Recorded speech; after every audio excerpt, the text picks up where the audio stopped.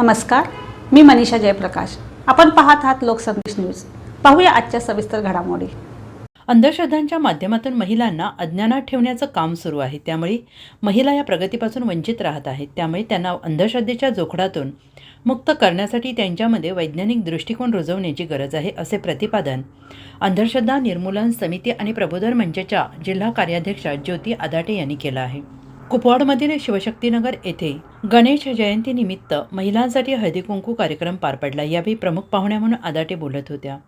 त्या म्हणाल्या, महिला या परंपरेने अंधश्रद्धा जोपासत आहेत. त्यांच्या माध्यमातून पुढच्या पिढीवर अंधश्रद्धांचे संस्कार होत असतात. मुलेही पुढे अंधश्रद्धाळू बनतात.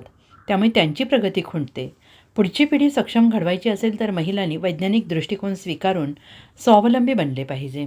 स्वावलंबनातून सबलता येते. महिलांना धर्माची भीती घालून समाजातून किंवा घरातून त्यांचे शोषण तर होत नाही ना, याची काळजी घेतली पाहिजे. तसेच या पुरुषप्रधान संस्कृतीत महिलांना दुय्यम स्थान तर असतेच, परंतु आपण महिला पण काही कमी नाही अशा कार्यक्रमांना जाणीवपूर्वक सौभाग्यवती असलेल्या महिलांनाच बोलावून हा कार्यक्रम करतो आणि यातून कळते की आपल्यात किती विषमता आहे.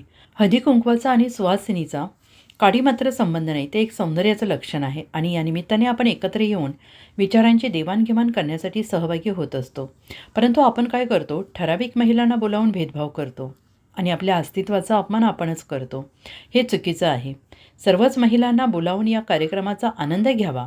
तसेच वाण म्हणून महापुरुषांची छोटी छोटी पुस्तके वाटा.